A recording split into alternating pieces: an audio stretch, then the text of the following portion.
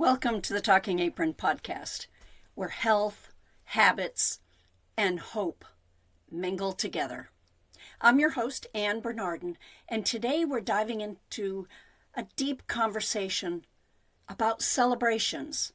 This is being recorded in December, and we've got a lot of holiday celebrating to do.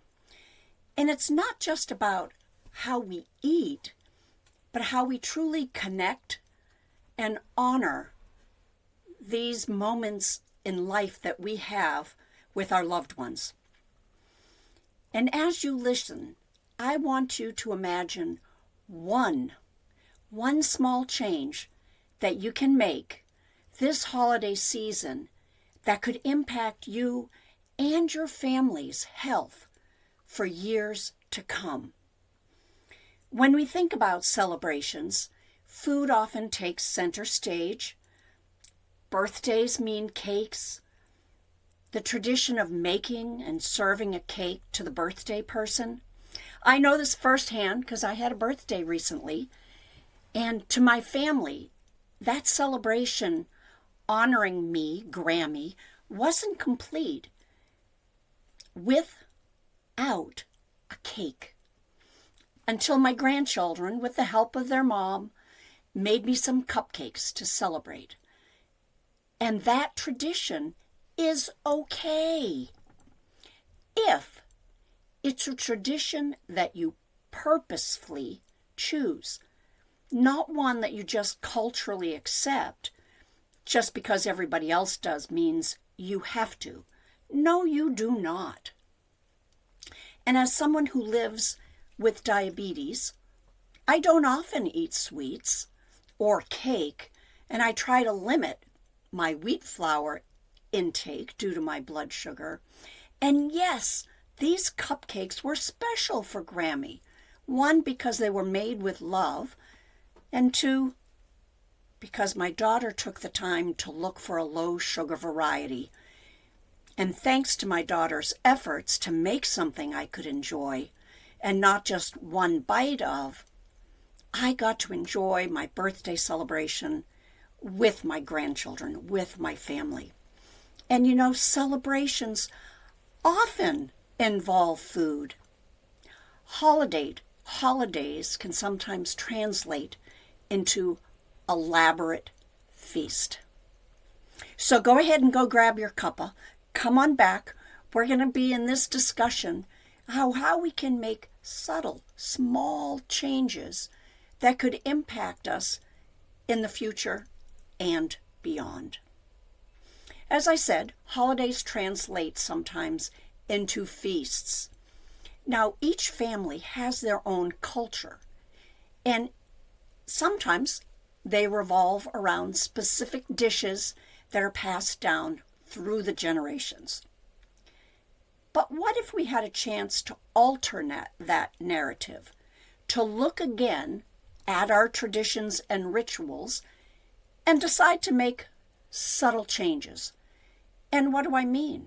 Well, you know, maybe the dietary requirements of your family has changed. Maybe you're alienating someone or something. Maybe it's time just for an uplift in the nutritional value. It doesn't have to mean wipe it clean. It just means take a look. See if you still want to make those choices during the holiday celebrations. Now, traditionally, celebration foods often are loaded with sugar, carbohydrates, and empty calories. Why? Well, this started in the Depression. And during World War II, sugar was limited. So therefore, when you had it for a special occasion. That's how this tradition started. But now we are not in those times again where we have a limited amount of sugar. We have it all the time. So that's why it's good to take a look and see what are we actually celebrating.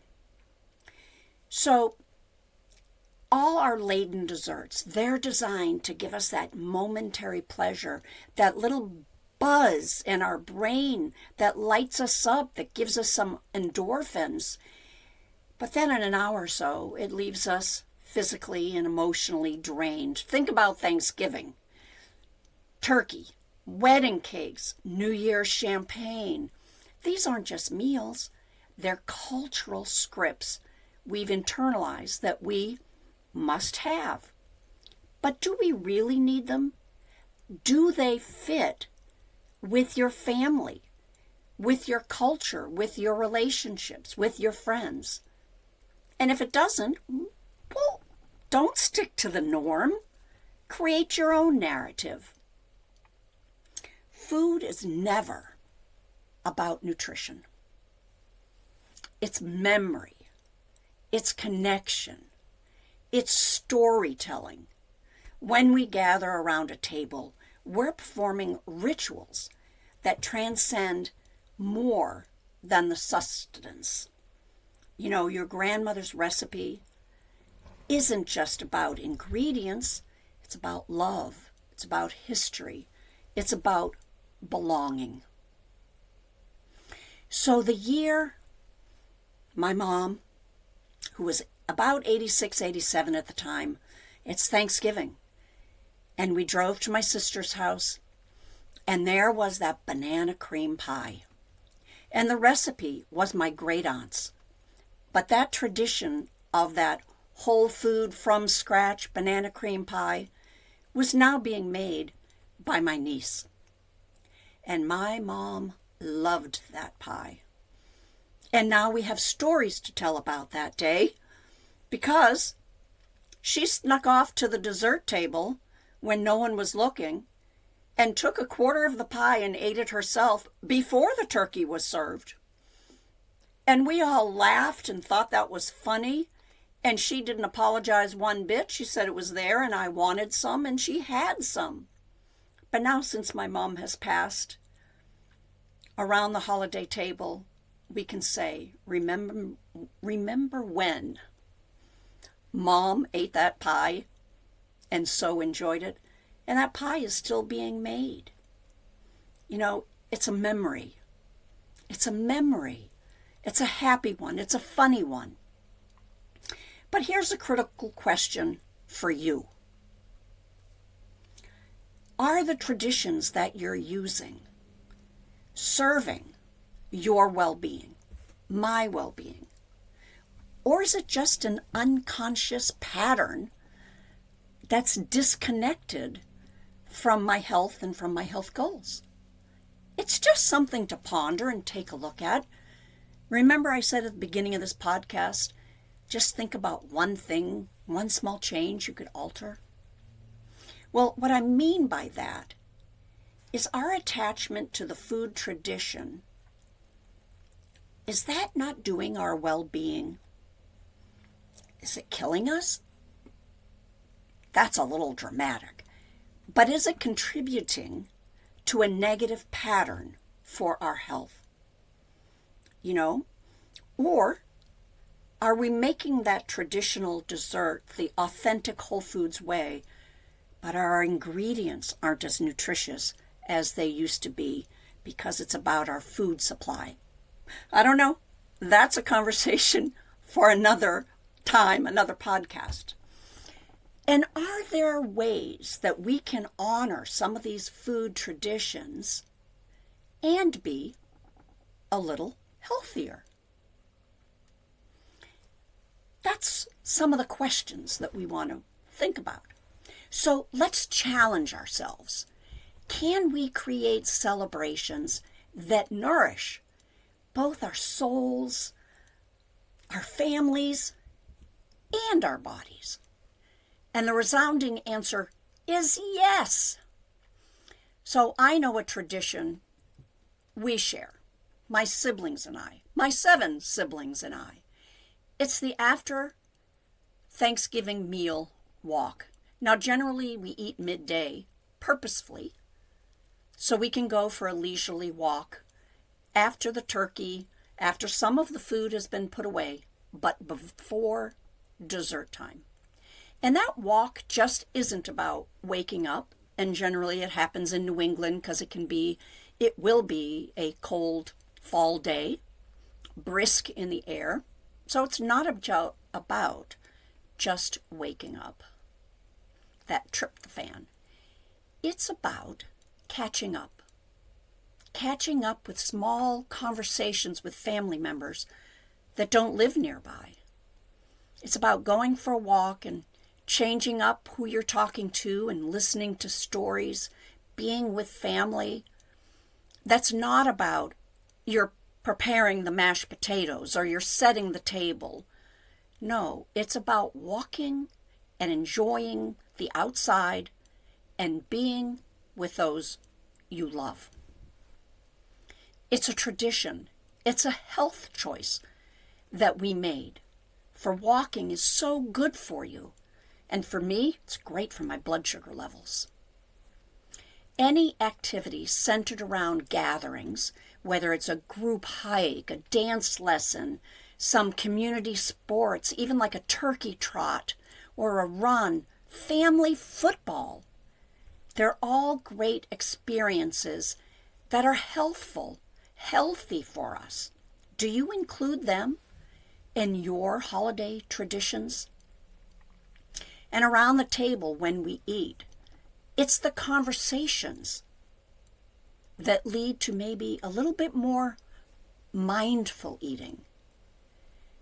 Not just downing the food that's in front of us, but really paying attention to those around us and tasting the food that's served and appreciating the person who brought it or made it or prepared it or prepped it, and saying thank you and being grateful and being mindful that this food is full of love and it's nourishing you. It helps us when we do that mindful thought, gratitude practice. It prioritizes nutrition before the actual pleasure. And ritual experiences that don't revolve around food consumption, they're just as nourishing for our soul as they are for our belly. So maybe an alternative is imagine a birthday where friends gather for a group fitness class or art class or learning to knit, besides going for a walk. Or as my sister did recently, she invited all her friends to come to a play with her. All something to celebrate instead of just going out for a heavy meal. Picture a possible future wedding with an interactive experience that creates memories beyond the meal, the dinner that's provided. Envision holiday gatherings centered on shared creative projects or meaningful conversations. Recently at Thanksgiving, now this was a Thanksgiving of exes, so my ex-husband was there and his wife. And it was so thoughtful of his wife to bring a craft project for our grandchildren. And she had them help put shrimp on skewers that could then be added to a turkey that was a decoration on the hors d'oeuvres table. It was a craft that our grandchildren would remember when they worked with their Ellie. So creative projects, meaningful conversations. And how do we start these new traditions? Well, one, you start with making a small change to the traditions you have, and you put thought to the new ones. It requires what's called intentionality. You intend to make a change. It demands that we break free from that autopilot of these traditions that don't take care of us anymore, and really design an experience that truly reflects our values. And some of the key principles when we reimagine some of these celebrations, it's the connection over the consumption. It energizes us rather than depletes us. It supports our personal and collective growth. It's through meaningful engagement. And then when food is part of the celebration, let's make it count. Think nutrient-dense sharing platters, interactive cooking experiences, mindful tasting sessions, locally sourced, seasonal inspired dinner spreads. So celebration isn't about restrictions. It's about expansion. It's about creating moments that lift us, that connect us, that remind us of our potential for joy, for health, for genuine human connection. And until next time, this is Anne with the Talking Apron. Reimagine how we can gather at celebrations and how we nourish and how we celebrate life. Hello again. If you are someone who wants to reduce your carbohydrate intake, has a concern about sugar in your life, I have a free guide called Doctor's Orders: Why Reducing Sugar Isn't Just About Sweets. And you can find it in the description of this podcast. Bye again, and listen again next time.